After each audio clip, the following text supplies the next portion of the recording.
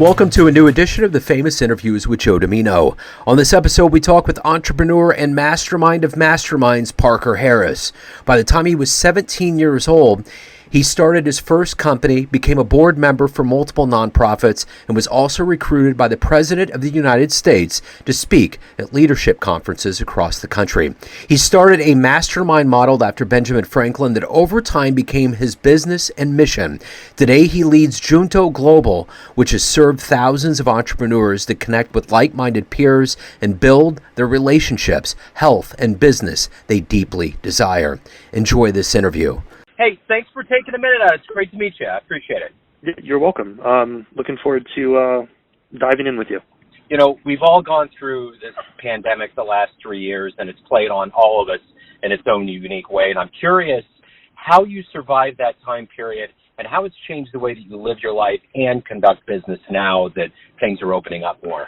COVID was a tough time in a lot of ways for a lot of people. For me, it really shook me to see that the world wasn't always going to stay the same, and caused me to go on the offense and take more action and to sail moving forward. So we were meeting. You know, I run a business where we bring together people in person. And so, you know, COVID had a lot of inherent risk to that, and there was a lot of unknown.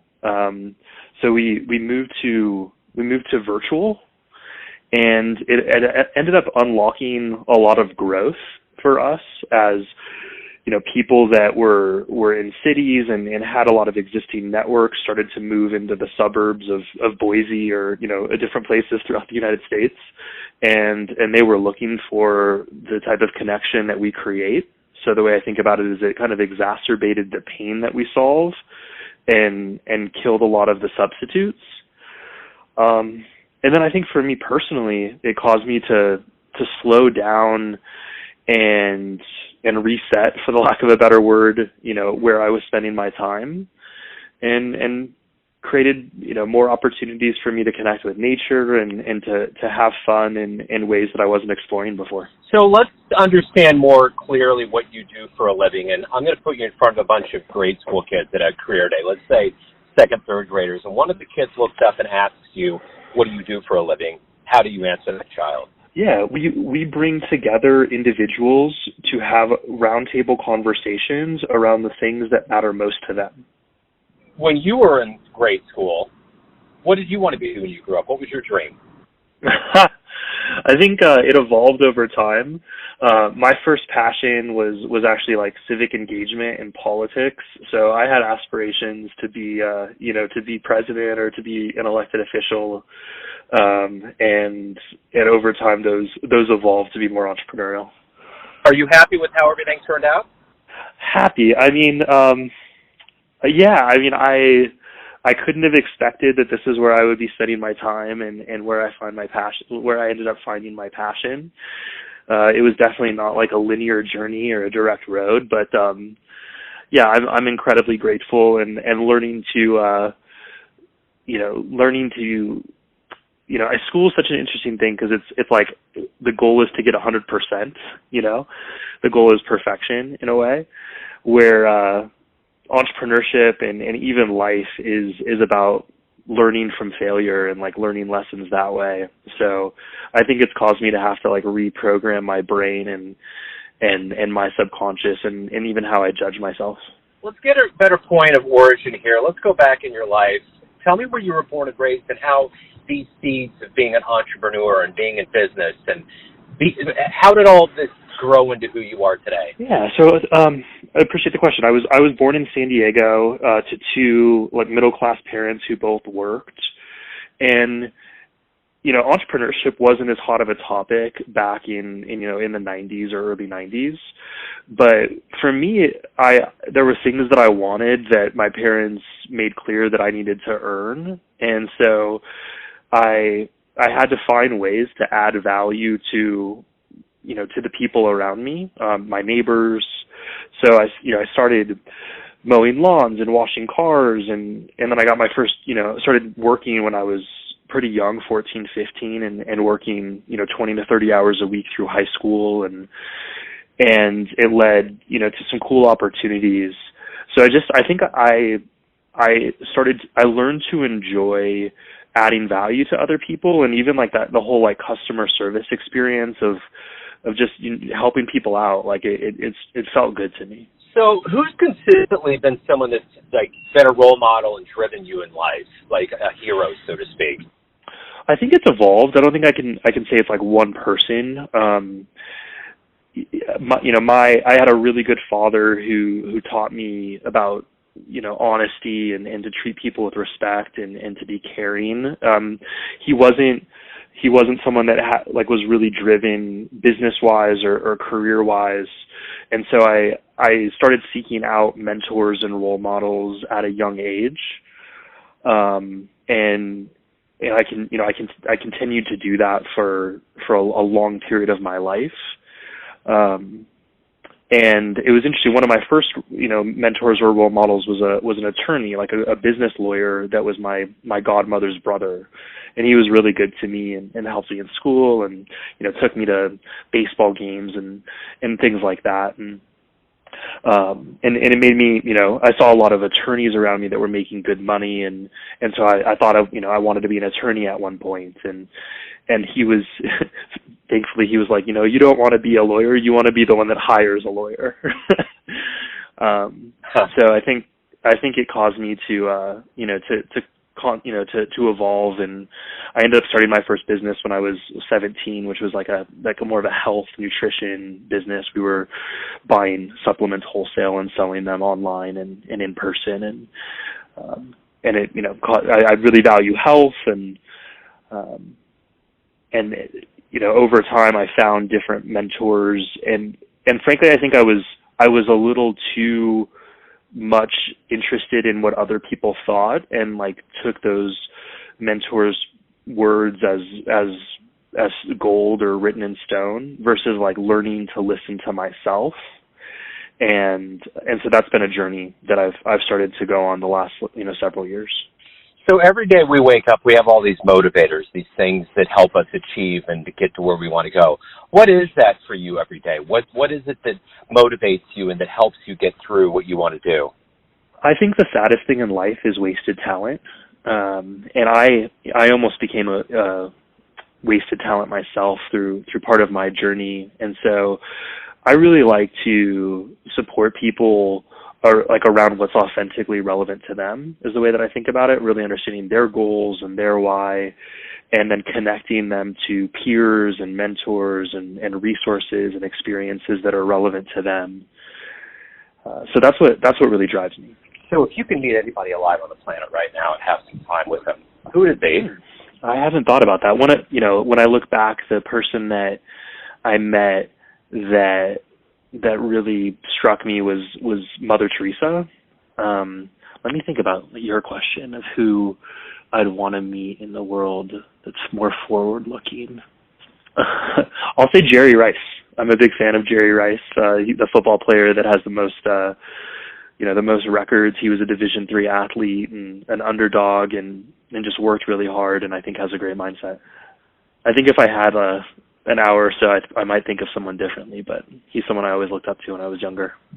Yeah, no, that's a good one. So let me ask you this. Of all the things that you've accomplished and you've done, what are you the proudest of?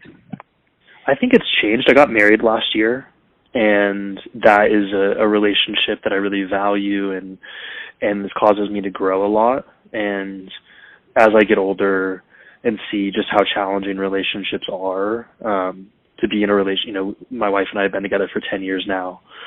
So I really value that. I also, I had some really great experiences when I was younger, but I felt alone a lot. It was difficult for me to find peers and relationships with people that were interested in what I was interested in.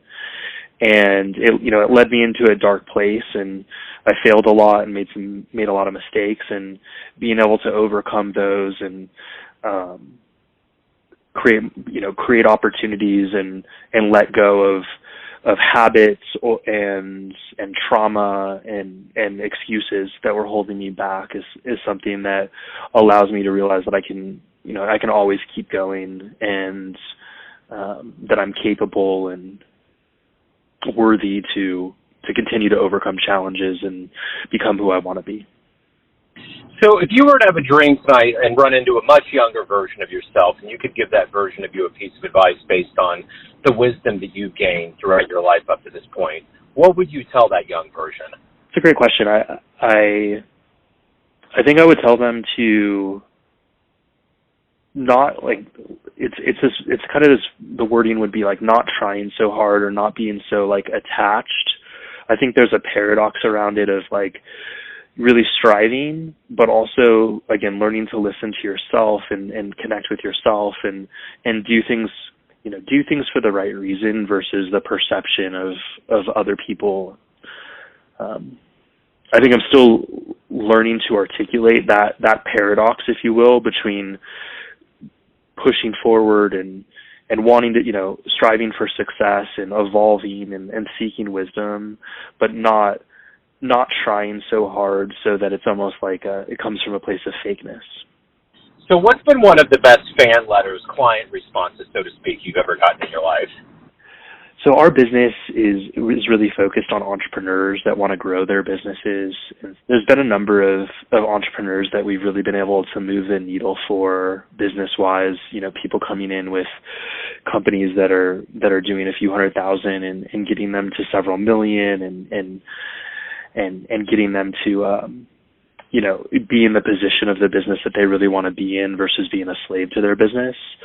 I think the part that gratifies me the most, or the letters that bring me the most pride, is when we're able to help them achieve that success, but also build the health, like build their health and energy and relationships, like get in a relationship that empowers them. So I really like when we're able to do the kind of the trifecta of business and health and relationships versus like a single breakthrough or just making more money for the sake of making money. So Parker, everyone out there has a perception of you, an idea of who they think you are, your family, your friends, clients, colleagues, but ultimately you live your life. What's your perception of you? Who do you think you are?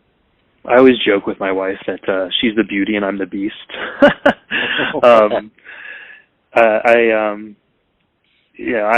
I studied finance in college, and I also studied Eastern philosophy, and there was this kind of idea where, in Buddhism there really isn't like an I, because who I was before this conversation, who I am going to be after this conversation, or a different person. So I think I'm an evolving person that's striving to learn, to like myself, to love myself, to trust myself, and to be a source of love and wisdom and joy for other people. But it's definitely an evolution, and it's I change each day.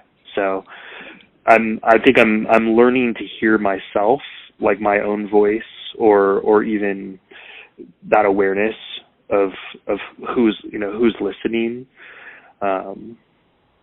more than I am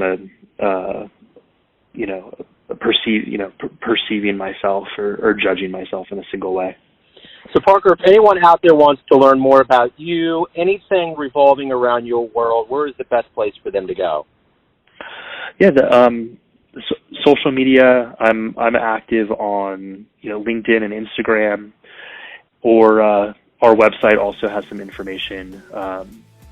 That's where I would direct them. Cool. Parker, this has been great, man. Thank you for opening up. Thank you for giving me your story and time. Best of luck with everything.